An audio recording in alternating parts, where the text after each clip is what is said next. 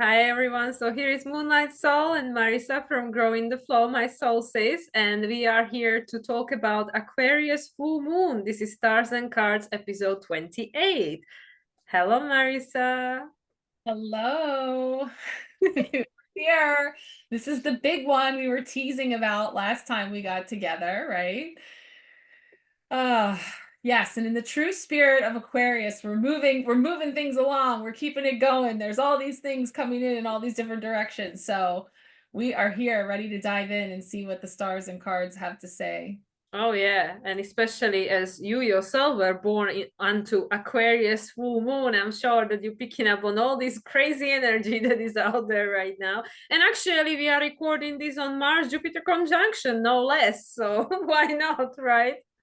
Bring it all in, right? I know. Yes, definitely picking up on it and just having a lot of spinning plates has been my theme this week. Like just a lot of things going on. So just sort of taking a moment with each. And I just finished actually right before we started talking the empowerment pack reading for the full moon in Aquarius. So definitely tapping in and feeling those energies. And I'm super curious to see what comes up from the Queen of the Moon. I haven't seen what you got. I know you put your video out the other day, but I didn't see. So and I kind of let you know what I got. So Yeah. Well, I put it into my title, so I thought you probably will find out. Just look oh, I at the saw title. it. I can't remember. All right, all right, all right. Well, let's see. We'll see what comes up. So let's just get this out so we can see what we're working with here. We We're see if either illuminating. of our card pools will show up again. Yes. See what's coming forward. So for us here, collectively, stars and cards, we're tapping in here to see an overarching energy with this full moon in Aquarius, what we may expect. Well, this is illuminating something that got seeded for us on February 9th when we had the new moon in Aquarius. So, yeah. Hmm. This is a frequent flyer. Oh, yeah, we've had this one before quite a few Yes. times. Yeah, we sure have. And Okay, it so goes well with the card I pulled. all right, what did you pull? Now Self-love. oh yes, okay. I didn't even make the connection. And I pulled path. So Oh, that's nurture, perfect. self-love, Path path. to nourishment through self-love. Yes. Oh my gosh, perfect because that's exactly what okay, yeah. Makes sense. Okay, so yeah, we've been talking about because we covered all this. Oh, and it's funny that you just mentioned February 9th because I would be totally curious like when this card came up because I know it has over the time um that we're talking about somewhere in between on this path.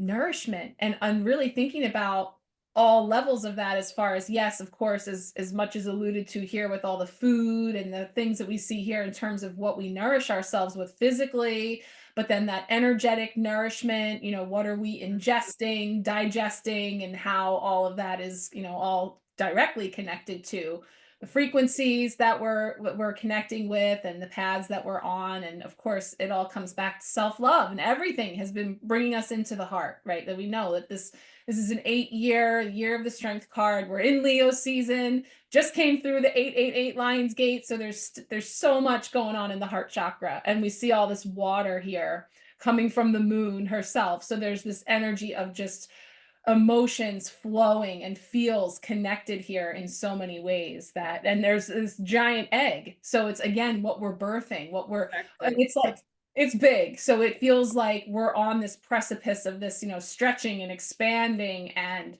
preparing for birthing.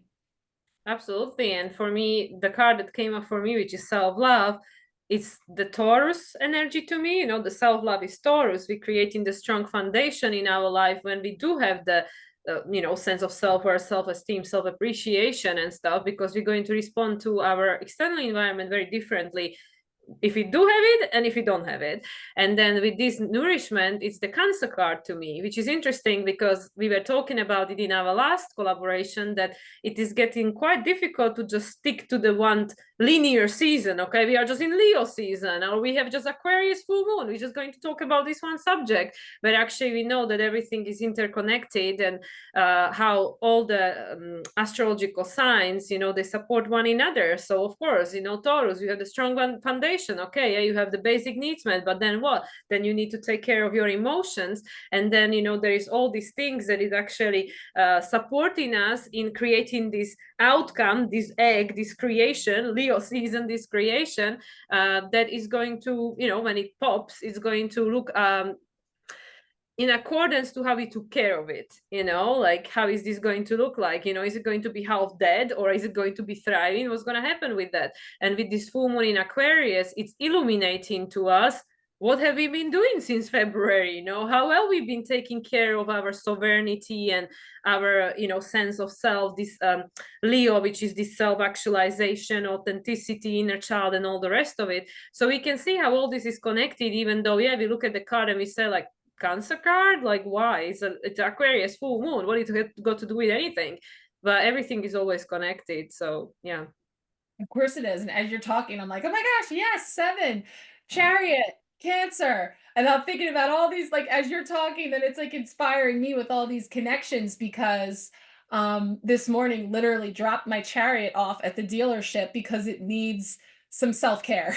It was overdue. And it's like the same thing we always say about if we're going on any trip, any journey, this forward movement that we want to birth and we want to launch it successfully, you're going to make sure that your Chariot is in condition to do so. So how have we been caring for it? And, you know, so it brings me into all of those examples that also then, you know, really prepare for this big birthing, which, you know, feels like the Aquarian age, and feels like everything that we're talking about, what's being illuminated here in terms of, you know, if what's coming out of all of this is perhaps, you know, unexpected, surprising, shocking, you know, all these different, you know, things, the epiphanies and stuff that are coming through this full moon with everything that's going on with it, that it's all serving for what you're creating. So yeah, you have all those ingredients that you just mentioned that we're like putting into it, you know, with the self-love, with the emotions, and now this sort of this practical check here to see how, you know, where those shifts and changes are needed. And it's got to come to light. It's got to come up in order for us to deal with it so that we can move forward. Yeah, and I'll be interested to see what other cards will come out because of all the squares we have going on in the sky. We know that the actual day of the full moon in Aquarius is super busy because all these squares that starting to come into the place with this Jupiter-Mars conjunction, where we have this big T-square going on up there, most of them are becoming exact on the day of the full moon in Aquarius. So there are a lot of energies that are kicking off like exact on that day. So that's again telling us that there is a lot of pressure that we feel energetically. That's why a lot of us, especially those of us that are really sensitive to lunations, we are really like picking up on this nervous energy, like, oh my God, there is something brewing that I need to release, you know, like this like pressure for release. And we don't even know fully what it is yet, but it's a full moon. So it's going to be illuminated to us for sure. And yeah, and all these squares, we want a resolution one way or another. Yeah, definitely. The tension, the contractions, you know, what we're preparing to birth. I know many of us are feeling, and maybe even if you don't even realize what you're feeling, because I know a lot of people are like, oh, I'm not sleeping well, or, you know, headaches and like different symptoms and things that they're picking up on, which I think just a culmination of everything that we've got going on here. So we'll tap in here and see what's coming up. What is the message from the universe? Yeah, what is coming up with all these squares and everything that is culminating with this full moon? So let's see. Actually, the date is right. It's the 19th, so that's 10 energy as well. We were saying like our episode and just like full moon, and yeah, like everything's culminating, coming into this completion. So let's see. And actually, as of tonight, Mercury is back in Leo. Back again. So this retrograde, as it's going so far, which I okay, it's a retrograde. You know, I've definitely had my share of technical issues and things going on personally, but we've been navigating, right? Yeah, I can attest to definitely some of that happening on my end over here too. Yeah. And the brain fog, and you know, not being able to remember what I'm talking about halfway through my sentence. Yep, communication for sure. Yeah. All right, let's see what to know. Okay, Ooh. yes, we know. What's that? 5 of Wands? 5 of Wands. Obstacles and challenges. It's a little bit of a minefield there, as we see. And that's the card that came out for. Didn't it come again? No, not this week. Last week, right? 5 of Wands was last week. Yes, This one yes, is the 7 of Swords again. last week was it was like a storyboard of what everybody's energies were last week. 5 of Swords, 5 of Wands, 7 of Swords. Yeah, it was a death card. Like Yeah. it was so much. But yeah, so this is that same energy with an interesting twist through the psychic tarot lens, which I love. I actually think that's a beautiful card, considering the 5 of Wands. No, normally not the not the best card to pull, but yeah, this one has a beautiful depiction. yeah, spiritual strength just winked at me, but let's see what to do. Action.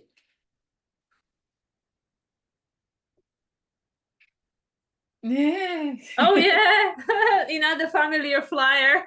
Yep, back again as disruption. Okay. I mean, it is an Aquarius moon after all, and the tower is the Uranus.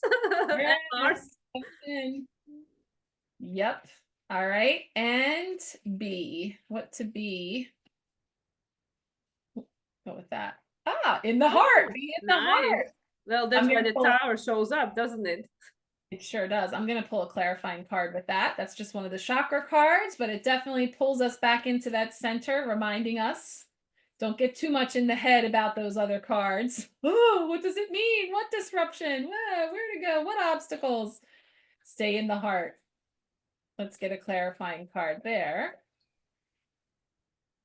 7? 7 of Pentacles, right? Pentacles. Yeah. Oh, there's that P word.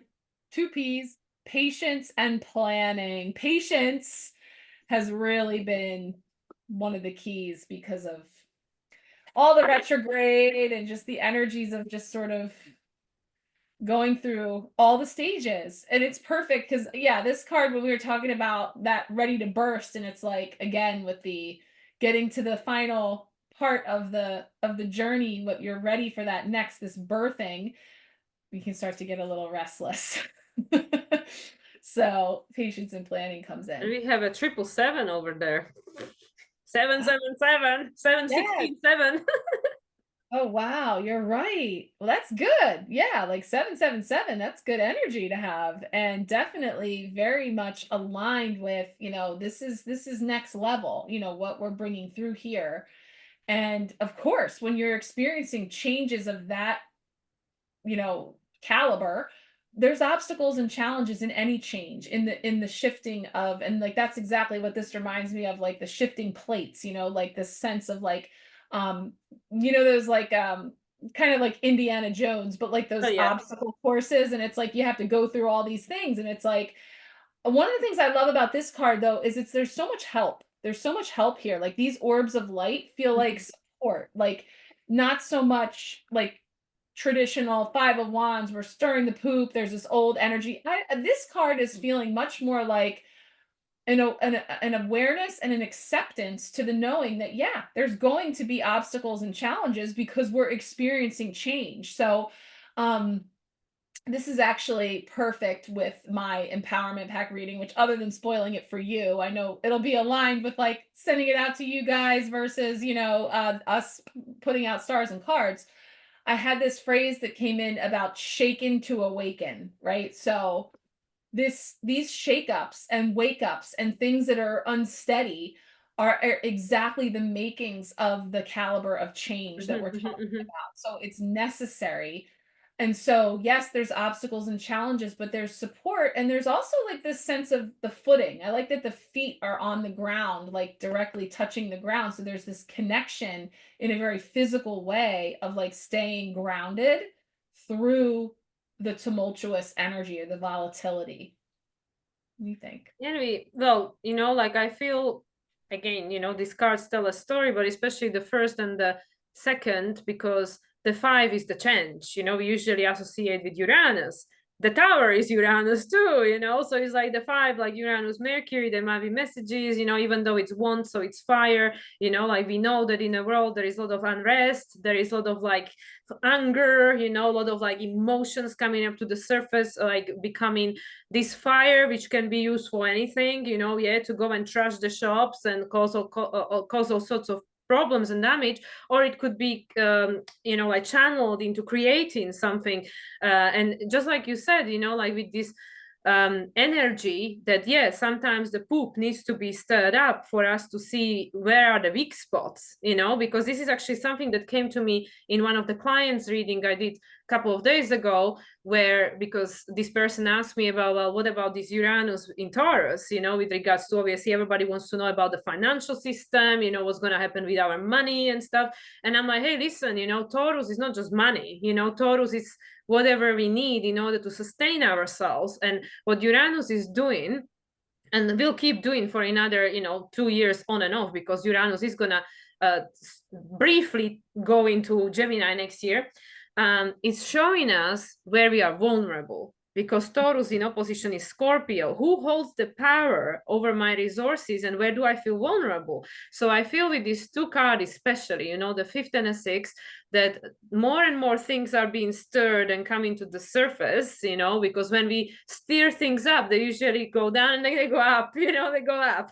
So, and with the tower, that there could be some unexpected, I mean, it's Aquarius, full moon after all, you know, Uranus is the ruler, expect unexpected, you know, like anything can happen with Aquarius, and Saturn as the traditional ruler is retrograde. So it's whatever will come up, it will be coming up to take you inwards, you know, to like, there is situation outside of us that might be stirred up, or situation we don't expect, or this, like, you know, like you keep saying, shakeups, breakups, you know, whatever it is, you know, the tower, because we are seeing where the foundation is not strong, where there are these vulnerable, where we are vulnerable, where we thought like, oh, this thing I thought was holding me, but actually isn't.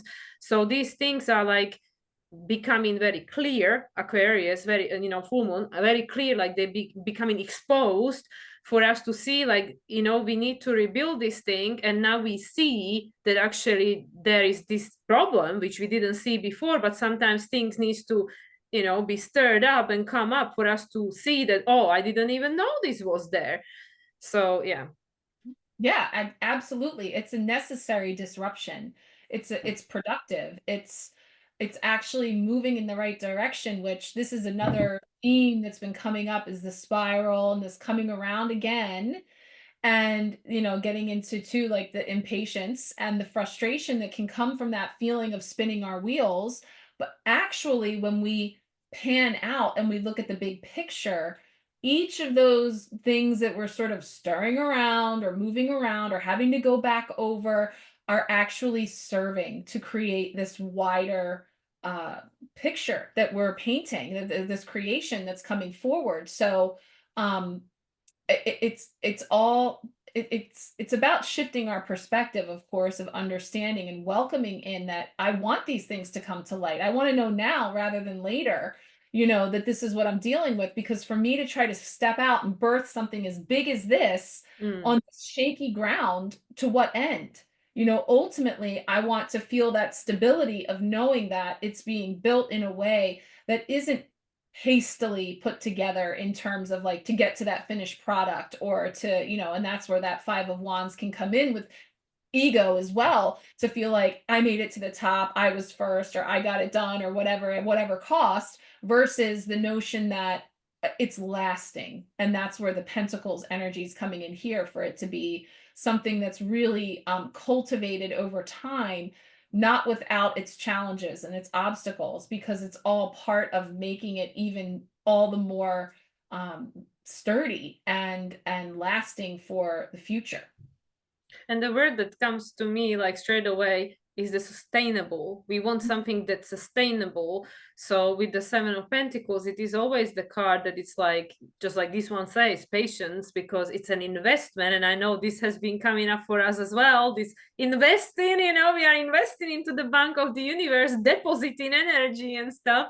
And this is what this card is saying. Like there is this beautiful gateway, which we feel like, you know, yeah, Leo Lions Gate 888, you know, whatever. And we were like, oh yeah, we're gonna see these fairies and rainbows and butterflies, and like, oh no, that's not quite what came out, you know, with this, you know, like ego that pops its head up and say like, hey, there are still things unresolved from the childhood, like pay attention, time to heal them.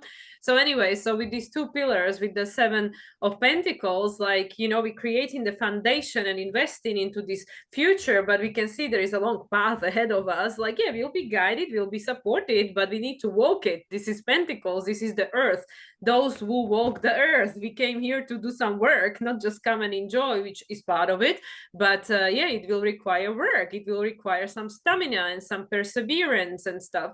And yeah, this is, it's so beautiful, because literally to me the first card is the center point. It's like, yes, this is where you're going, you know, like you creating this new earth, even though it is an egg, you know, but it's like we are creating this new earth. Yeah, it's still, you know, it's growing, but it's still not ready to be seen, you know, it's not quite there yet. Be like, oh, where is the new earth, you know? All we can see is this, you know, five of pentacles, five of wands, sorry, and the tower, you know, all this distraction and all this feeding the poops and all this stuff of the past is coming to the surface, where it's like, you know, how is this building a new future, you know? But actually, yeah, just like you said, well, we need to see what foundation are we building the future on, and some things will have to be rebuilt, and it will take time.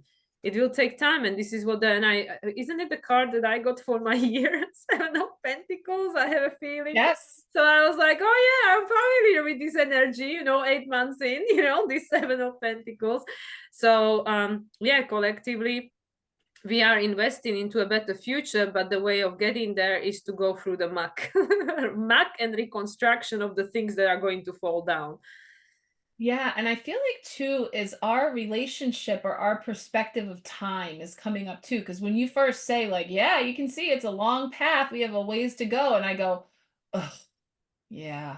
Oh, like it's so long. And it's like, well, no, not if I look at it like not looking at the end of the tunnel like it's way down there, some abstract linear, like how the hell are we going to get from here to here with all of that in the middle?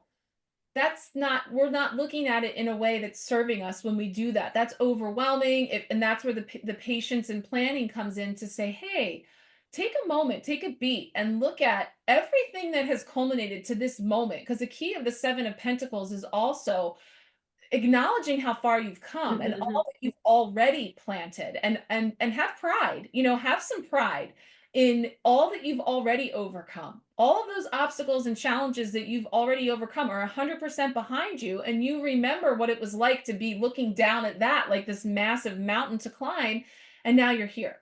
So we've been learning along the way that, you know, yes, linearly, it feels like there's so long to go and it's overwhelming and it's hard to keep up the stamina and the will and all of that. But then the other piece of it is that we did come to enjoy, to find joy in the journey, to whistle while we work. So if we're able to tap into that where we're present here and now, which is what that patience and planning is saying, like be here now and take a look at what you've got going and put all the fullness of your attention in that, because that's what we have is the present moment. Yeah. You're already, you know, so it's like, it's a shift that we can already do. I don't need any resources or anything from outside of me to flip that switch. Absolutely. And, you know, also, like you said, is the, you know, is the way we perceive time, which we know that in some way, yeah, you know, like to see a completely different world with completely different being around us, you know, probably, you know, not all of us, well, I don't think I'll be here to see that, you know, not in a physical form, but it's happening. But it doesn't mean that we cannot experience aspect of it, that energy alongside the path. So we are investing into this future that will be a very different life on planet Earth, the beings being very different, you know, and living very different types of way, and, you know, and all that. But it is this, just like, you know, many people mention this, a lot of people might think like, oh, I just want the whole system just to break down and just to be done with and just to disappear.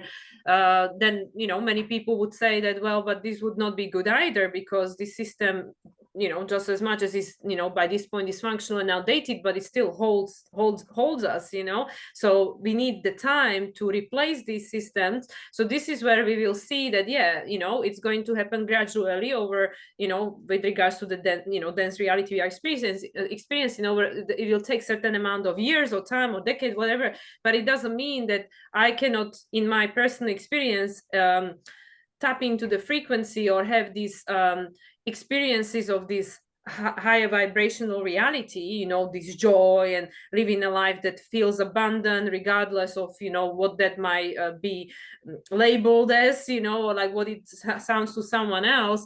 So it's like both things, like just like the pillars, I feel, are happening simultaneously, that there is reality we building long term for the whole world, you know, like reconstructing this matrix. But at the same time, it doesn't mean that my whole life I'll be waiting for it, that it's actually, I can enjoy it and tap into it at any moment.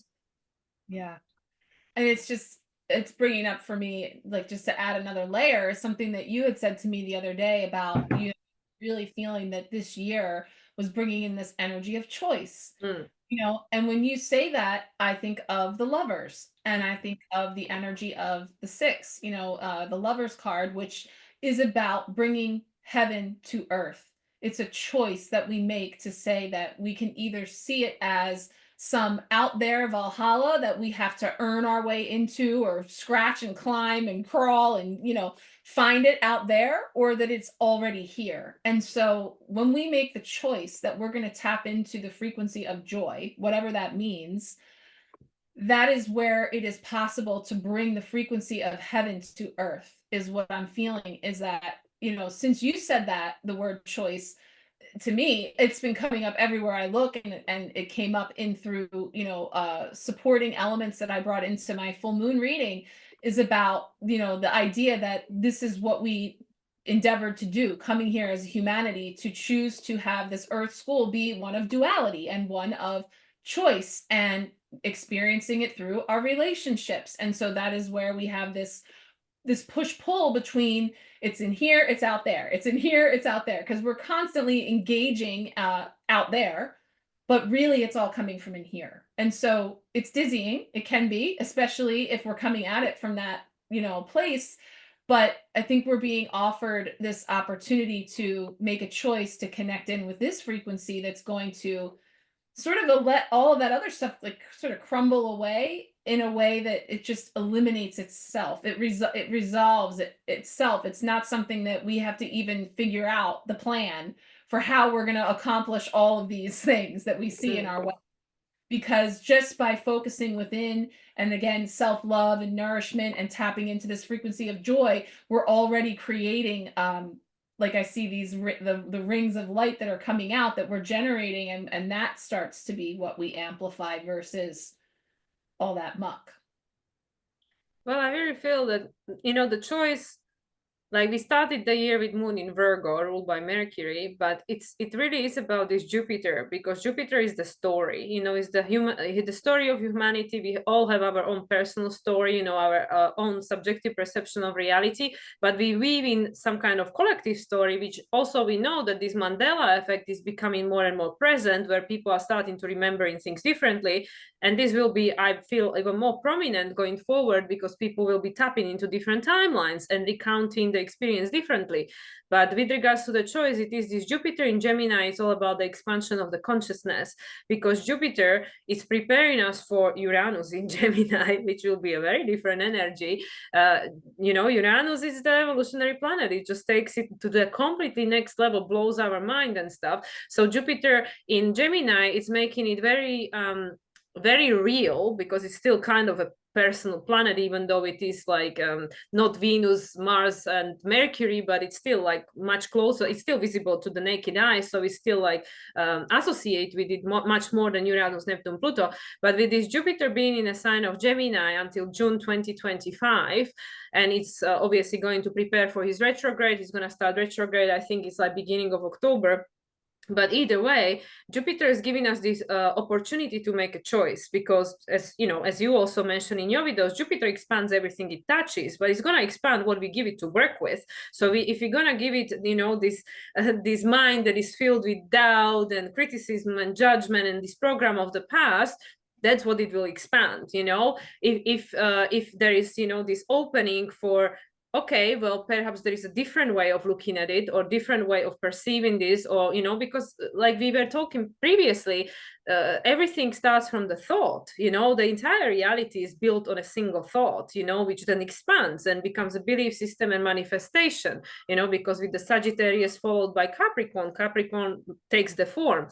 So this Jupiter, and especially today as we're recording this with this Mars-Jupiter conjunction, by this point, like literally at this time of me saying this, it's already in a new phase conjunction. The conjunction already took place like 2 hours ago. So it's already in a new phase. Mars is in a new phase with regards to Jupiter. And the interesting thing is that the last time they conjunct in Aries, a day before new moon in Gemini in 2022. Next time they're gonna conjunct in November in a Scorpio season, and it's gonna be in a sign of Leo. So we have this Aries, Gemini, Leo. You know, Aries fire, Gemini is the thought, and then Leo will create, because it's the fire of creation. So this is what we are choosing. What are we going to be creating in 2026, where all these planets Saturn, Neptune, Uranus, are in these masculine signs for the next duration of their cycle in that sign. You know, for Saturn is what, almost 3 years, for Uranus 8.5, for Neptune like 12 years or something, you know, so it's a long period of time. So we are choosing what we're going to be manifesting, you know, what energy we're going to be running off into the future with at this time, because this Jupiter is making us very aware about our limiting belief systems, about this ego mind, you know, the monkey mind that is running in circles and making us to tap into the same program and then keep recreating the same reality, because we are stuck on the same vinyl, you know. So this Jupiter is giving us the opportunity to choose. It's saying you can choose to do the same thing, it's not a problem, but I'm going to expand it to the degree it's going to drive you insane, because I'm a Jupiter and I make everything huge.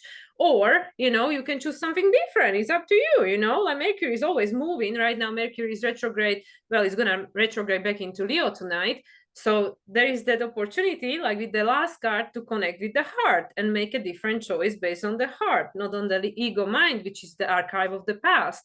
So this is literally where we at. This is what this year of a choice is about. And with the undertone of this Capricorn and Saturn, because of the year number 8, you know, the Saturn, 4 lunations in Capricorn, everybody has to make the choice and take responsibility for it, because it's Capricorn. And this is the structure of reality that you're going to give a form to based on that choice going forward. And there is no right and wrong. It's just a matter of whatever you want to choose, you know. So you can choose with your mind, which is the archive of the past, so it's going to be going in the same circle, or with the heart, which is the new consciousness, which is this Chiron in Aries. It is not easy, because it has not been shown to us how to do it, and it's not been done for a very long time, such a long time that we don't remember that it's ever maybe been done that way. So yeah, so this is the year of the choice. Wow. There's so much there, because I'm like, oh, 2026, that's a 10-year, right? So I'm like, oh, okay, there's that number again connecting. And then I'm thinking like, yeah, now you're talking about Gemini, and that's the sign for the Lover's card, and like it's all just lining up no matter what you tap into. But it's all happening simultaneously, which is kind of like what I was saying, is like I literally feel like I have multiple spinning plates all the time. So then it's like what we're putting our energy into and how we're putting our energy into it. And so, yes, is it from a place of heart-centered, grounded love? Or are we talking about getting all caught up in the mind, which is all about analyzing and strategizing and all of that, which it was so clear to me. Like, I'm feeling what you were saying. This is so like Aquarian age, because it's like the words fail to like really put together. the sense of like when we're hyper focused on how long it's going to be and how far out it is, and like I don't know how we're ever going to get there, and there's all this stuff, then our attention, if we could recognize that what you put your attention into now is actually directly creating all this that we're worrying about, which we can do nothing with the worry, but you can do something with the heart-centered love, the joy, the aspect of, if I keep that as my focus, if I make a choice that in this now moment, I'm creating from that space, as opposed to that space of worry, fear, anxiety, lack, it's already there. It's already there in a place that even though I can't physically see it, I have a knowingness that it's already there. So then I'm able to bring that here now and tap into that frequency. So it's like shifting that understanding in the mind that's like impatient, like, yeah, but when, how, when is it going to this or that? If we can allow that to rest, tame that beast, if we will, you know, then we are able to get into a space where it's all here at once. It's all happening at once, and we're able to tap into that, which I think is where we're really just starting to dip into in many ways. And I wanted to bring your attention to something because of the last card. I think it was one of the Capricorn readings, you know, the one with the woman with the Victorian collar, you know, the one that you were talking about, you know, the past, like, oh, you know, it's all this, and it was all about this, you know, past shame and stuff like that, that woman. And then the last card was our 𝗤𝗪𝗏 card, where he had the heart open and like, hey, you know, like all the light is streaming through, right? I think it was a death card, right? The 𝗤𝗪𝗏 card, I think, is a death card, and the Baroque card, I don't even know what it was, but anyway. Look at this Tower card, same thing, you know, no, not get into my heart, I need to protect it because of all this trauma, you know, the number 7, you know, like the number 16, like, because the Tower is the Uranus and Mars.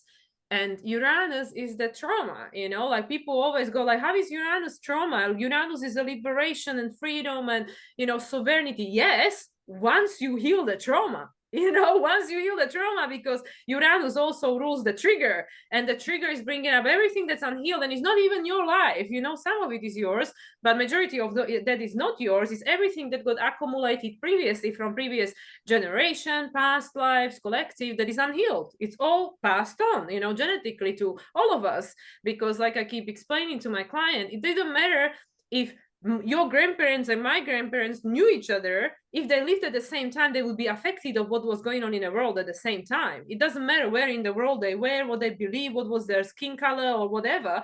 If they were alive at the same time on the planet, they would have been impacted by what the collective was going through. And that all gets ingrained in our DNA, and this is how it gets passed on.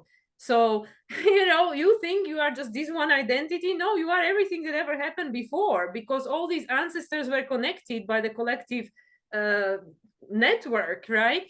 So with this Uranus rules trauma, because everything that is frozen in time, because it's unresolved, because these people, they did their best and they passed on the wisdom of this, you know, what they learned to us, but also the things that they couldn't resolve because it was not the right time. The human collective consciousness was not ready, you know, that they didn't have the information, they didn't have the access of tools. Also, there was all this disconnection from good enough and all that.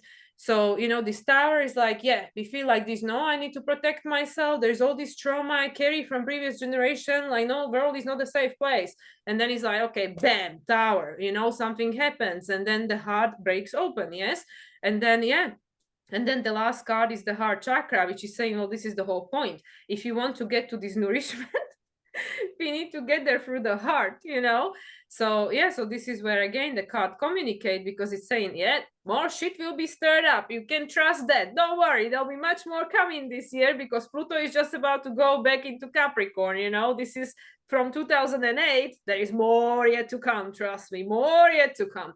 And then it's this Tower, like, oh my God, I did not see this coming. How did I not see this coming, right? Because 29 degrees Neptune retrograde in Pisces, there is so many lies.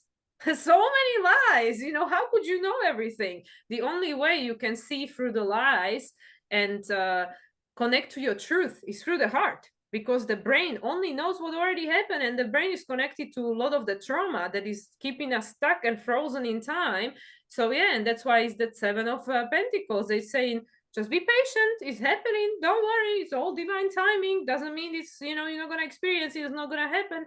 But don't get in a sense like drawn into this despair based on what's happening outside of you, because everybody has a role to play, you know. So just tune into your heart, which again is not easy, and that's why things are happening and will happen that will break the heart open, because a lot of us, myself included, sometimes are struggling to keep the heart open because of the trauma I gone through, my ancestors gone through, and you know, it's all collective. So you know, everybody's included, don't worry, there is no division in that. Everybody's included in a collective trauma.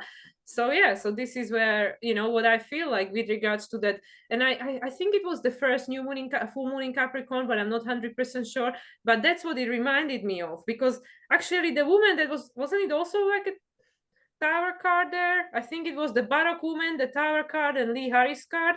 I'm not sure, but I know we were talking about it, that, you know, there was somebody that was protecting the heart, and then the Lee Harris card, which is like, yeah, you know, all the light is coming through. And this really reminds me of that. Yeah, I think it was the other Tower card from the Psychic Tarot for the heart. I think it was, because she's holding on here, but there's like this breakage that you can see coming all the way up from the foundation up, which is, you know, also depicted here. Everything you just said completely. It's like, you know, everything that cannot be sustained has to come up to the light. And we utilize those things to fertilize the new growth. So they were all necessary. They all played a role, you know, all of those things, that the history of, you know, what was available. It's just that the frequency of the planet couldn't hold that at the time. So now what's happening is there's this breaking point where these old things that don't have a role in the future, they have to come up so they can go out, and they're being turned over to be used as the stuff that actually fertilizes seeds, you know? It's the poo. It's the fertilizer, like exactly. What happens on the other end? Like the good stuff goes in, you pull the stuff out, it comes out, and the circle of life continues, you know? have more, new tree, more carrots. Yeah. So it's actually quite nourishing in a roundabout way. The idea that allow the trauma, allow those experiences, allow, you know, the things that are the rotten wood of the foundation that's crumbling to serve. And so that's in the patience and planning stage. There's sort of this sort of determining, you know, what we're focusing on, what we're giving our energy to nurture and nourish in order to bring it into fruition. And the best seed that we have going is the heart, is tapping into the frequency of love and the heart chakra as the one that's going to build the type of foundation that can support what's available to us now. We already tried the other stuff. We already know that chapter, those many chapters that we've written. Yeah, they did work well, you know. We just still repeating the same, you know, just like we were saying last time, you know, the stage might have changed, you know, the prompts might have changed, but the game is, you know, the play is still the same. You know, it doesn't change much. So yeah, and even like you know, because in many cases we think we know what love is because we think about rom-coms and stuff, but that's not what love is. You know, love is like, you know, goes much deeper than that. And I think the and I'm not saying this is the only way, but the easiest way to experience love is probably when you have your kid, you know, like it's like this unconditional love and your heart is just so fully open, like you feel so connected to this being. And you know, it doesn't even need to do anything, say anything, doesn't have to agree with you or your belief system, nothing, it just is, you know. So I feel like perhaps, you know, this is why I am usually end up in an environment with a lot of kids or something, because the universe is trying to tell me something like, hey, listen, you know, these kids, they show you how, okay? And it's still Leo season after all. So yeah, sun is still in the sign of Leo. That is the opposition, you know, the moon in Aquarius, sun in Leo. So yeah, whatever it takes, because a lot of us don't even know what it means, love, to be loved. How many of us can say that, oh yeah, I felt loved by my parents, or they said to me they loved me or something, because they also didn't experience it, you know, they also weren't given that in many cases. I'm not saying everyone, obviously good for you if you had, but you know, like majority of people probably listening to this would have had parents who are Pluto Leo, Pluto Virgo.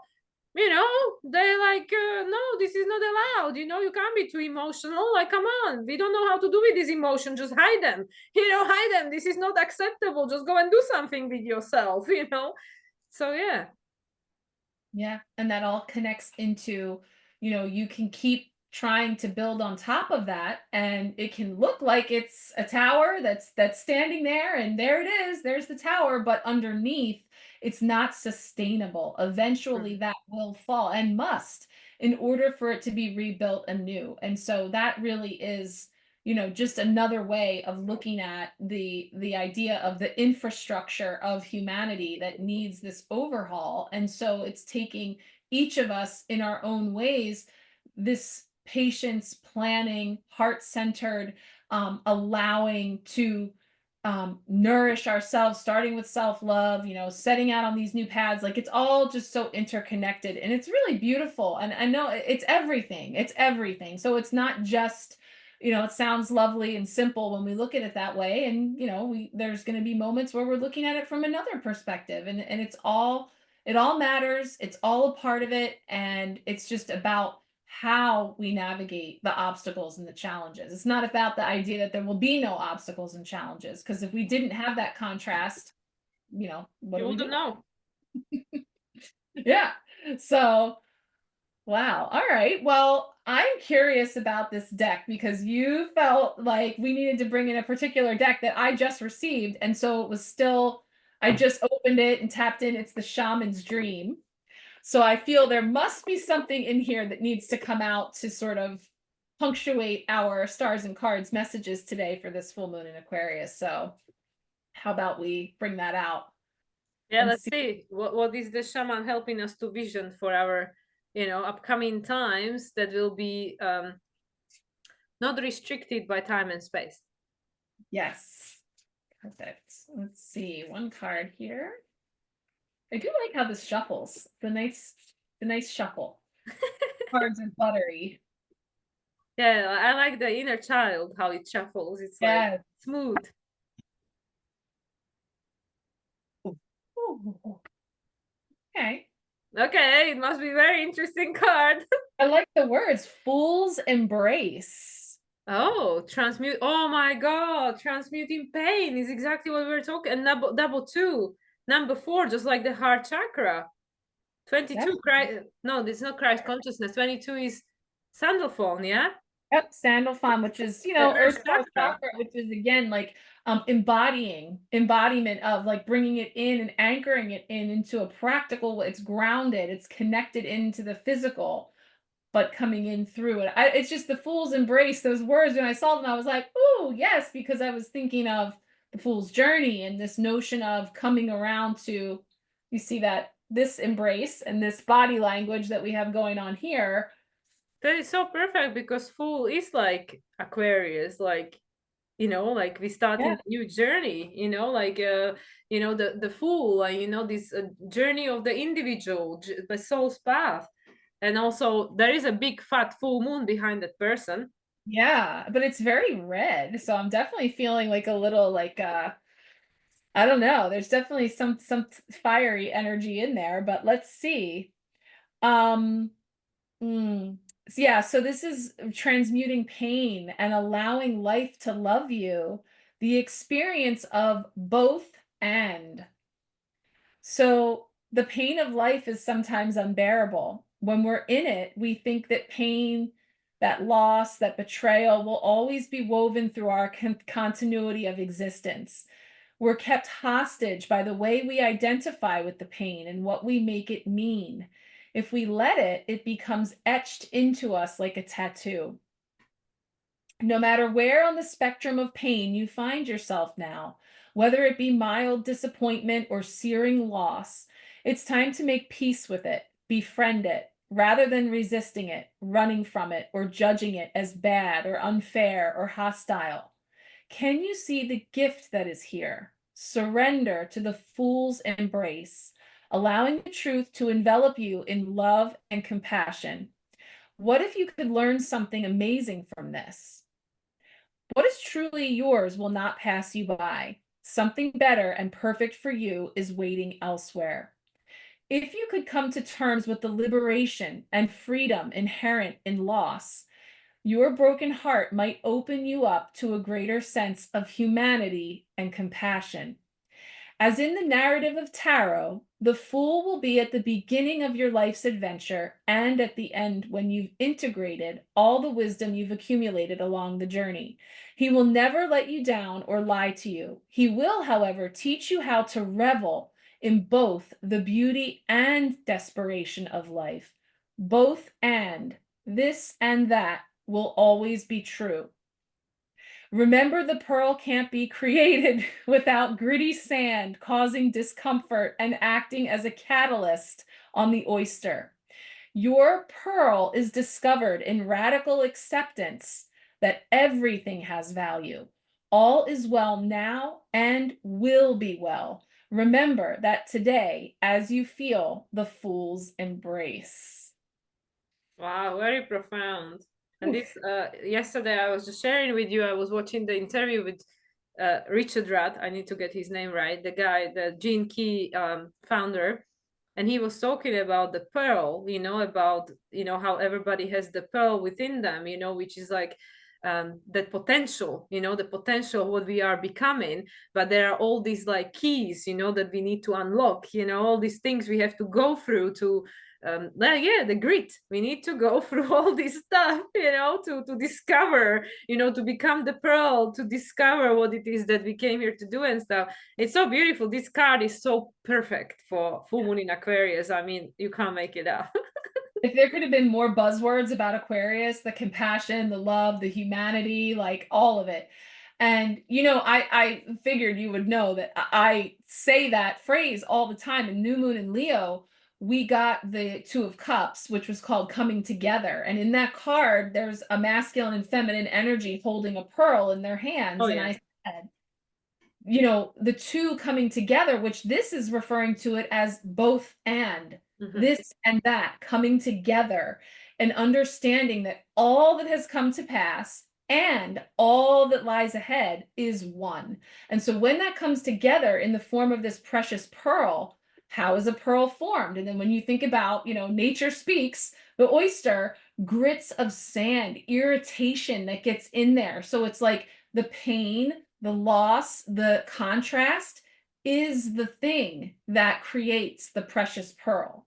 So when we allow ourselves to bring those two understandings together, this is where we meet in this place of love, compassion, and expansion into what's possible. And it's that pearl analogy has come up so many times since the new moon. And I mean, it's something that always comes up for me because I like that analogy. It feels really, like something that we can understand that, like, yeah, sometimes the hardest work, this blood, sweat, and tears that we put into something actually ends up being the thing that created this wonderful, culmination of all of that effort and everything that we brought forward. So it just beautifully summarizes, all of this here, because coming through the obstacles and the challenges and all of this, the searing loss, like tattoos on you, as we see all of this disruption and all of these chinks in the armor that have taken place here, that this need to hold on tightly, though, to that is what we are being invited to surrender to, so that we can rebuild with everything, this and that, and bringing it down to earth and making it happen, which is the 22, which is that energy, again, bringing heaven to earth. This is what we said, as above, so below, as within, so without. It's speaking to us from pick your lane, pick what speaks to you, because they're all saying the same thing.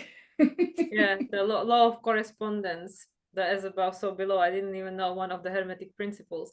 But what I wanted to say, because when you were saying about the pearl and the blood, the blood, sweat, and tears, like, to me, always pearls, like, and I know there is some kind of like saying or myth or whatever, that don't like gift somebody else. I don't know, because something to do with tears, like pearls representing tears, and we also know pearls of wisdom. So how many tears we have to go through in life, how much of this emotion we have to release in order to come to that wisdom. And the other thing that came to me, because this person, this fool, doesn't it look a little bit like an action figure, like a Marvel, like a superhuman? This is exactly what we are becoming. We're becoming this new human, this, what Lee called it, the new 2.0. The book that he's writing, the new human soul, new humans, there is a name for it, this new human that we are becoming, but I can't think of the exact terminology. But this is what this person reminds me of, this one on the card, that it's just not, it is already happening, for example, like with regards to our DNA structure, is continuously like changing, and even our like physical body, we continuously being renewed, our skin, our organs, like everything is continuously being renewed.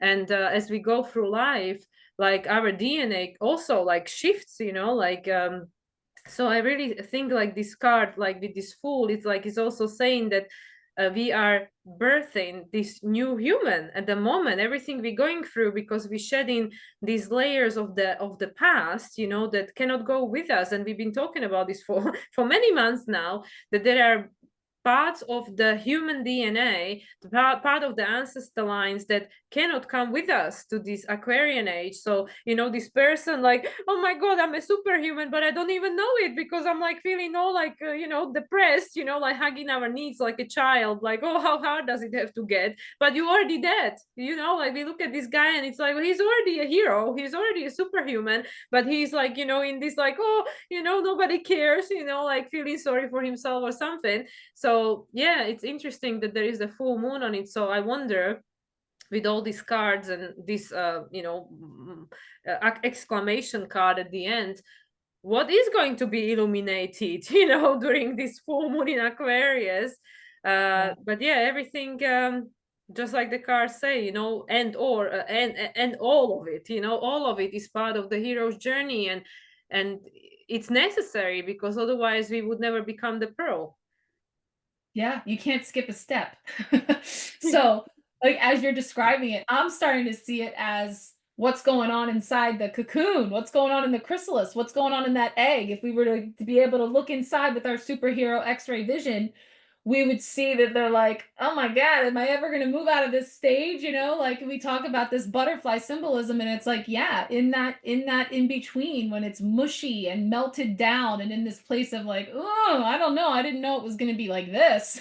Nobody said it was going to be easy, but I didn't think it was going to be this hard, And it's in that moment that actually is all this, you're just on the precipice of this expansion and this birthing and this unfurling. Like it's as if those wings would just open up then and take flight. So it does, it feels very much like just in this incubated state, where it naturally, we may fall into losing faith or feeling like, what's it all for, or whatever, because something that we held on to very tightly is falling apart, and that gets translated into feeling like failure.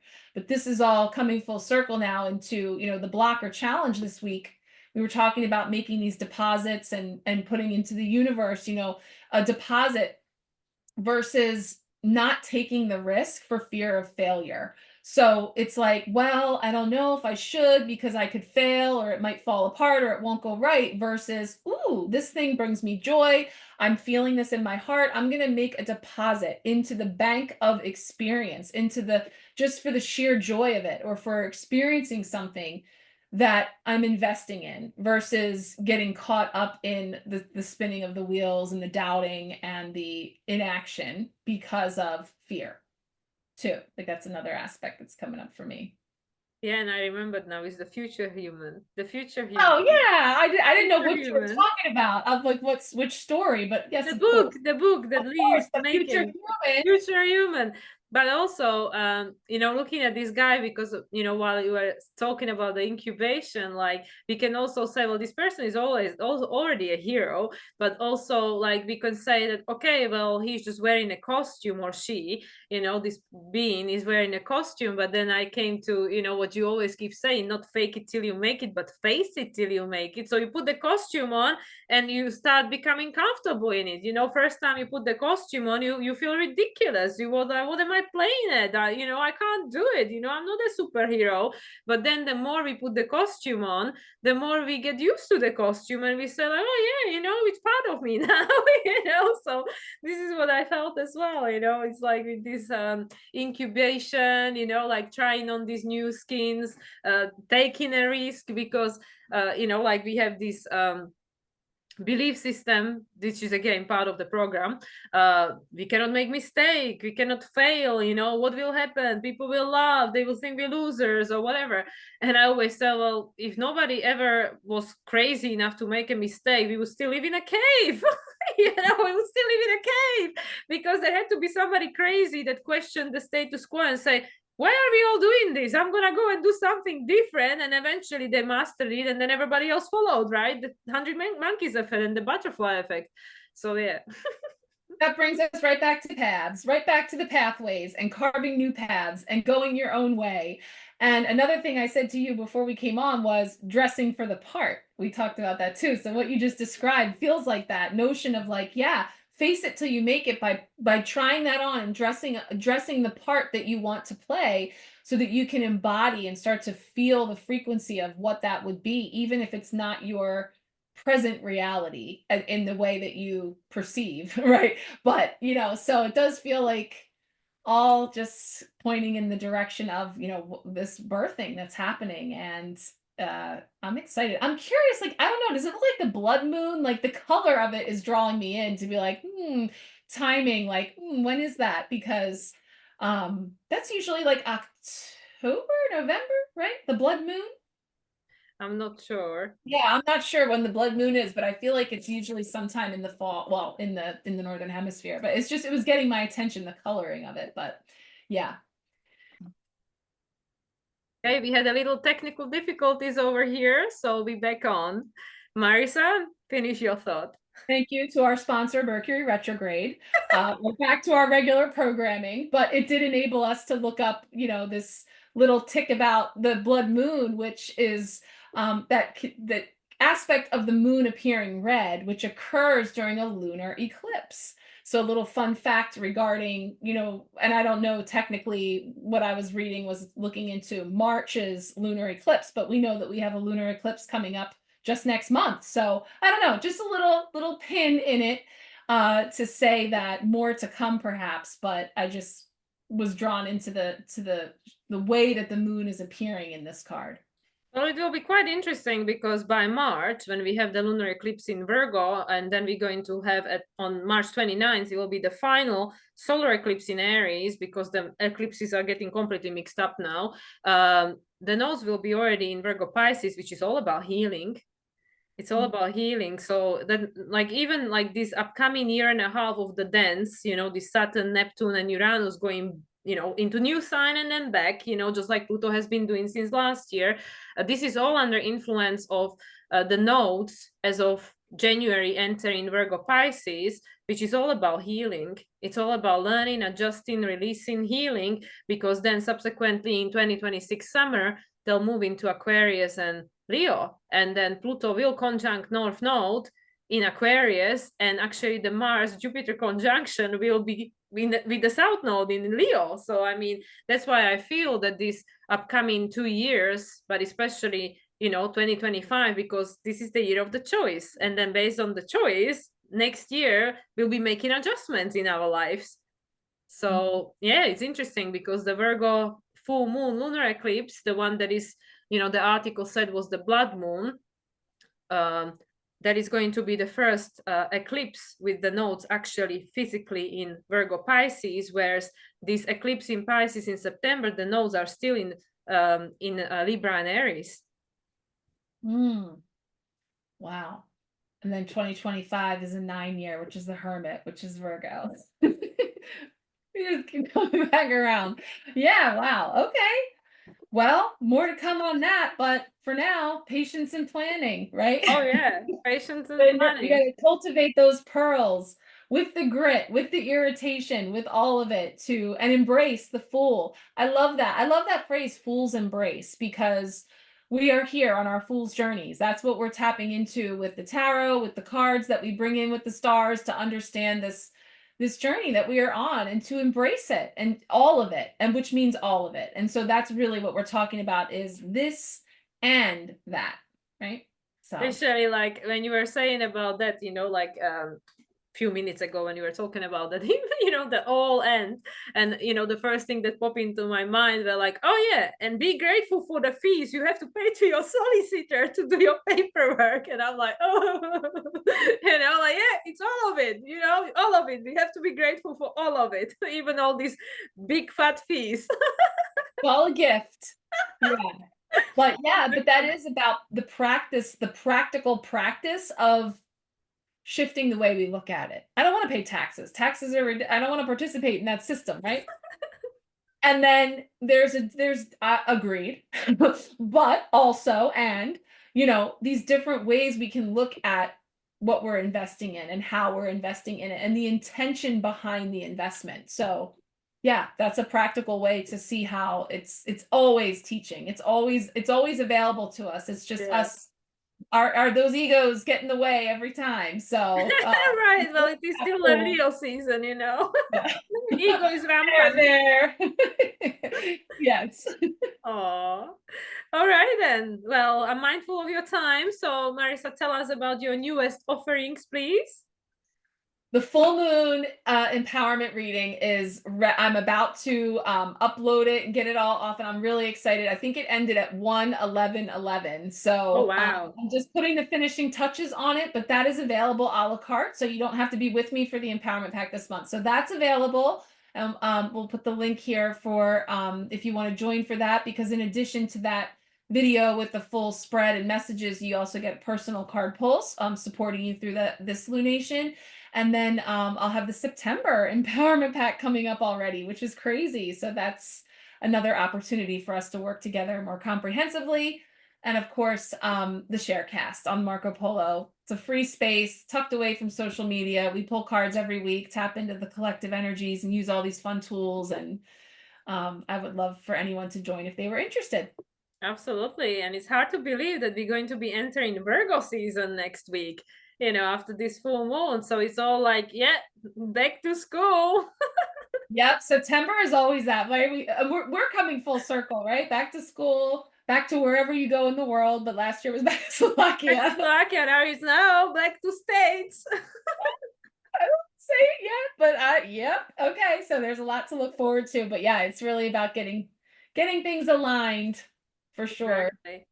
So yes, if anybody fancies this very mysterious reading Marisa is holding as a secret that I'm really curious to hear about, and yeah, and I definitely recommend Marco Polo. You can get a weekly card pools over there for free. It's all complimentary, so it's a great space to get together with Marisa and also get your personal card pools and stuff. And yeah, if anybody wishes to have a reading with me, you can go on my website, and my 25% seasonal discount is still valid. So there you got it. And thank you very much, Marisa, as always. I know that you have some very big transformative events going on this week with the firstborn leaving the nest. Yep, leaving the nest. So yep, I'm right on the precipice of birthing that new identity. So totally feeling that. Thank you. Yeah, it is Aquarian, you know, this change of pattern for sure. So thank you for being here with me. It's always such a pleasure to co-create in this space. And yeah, I'll be looking forward to the next one, which will be the last one for me being on this side of the Atlantic. Yes, I can't wait on the other side of it. So yes, exciting. Thank you so much. Thank you everyone for watching. We'll see you again next time. Bye.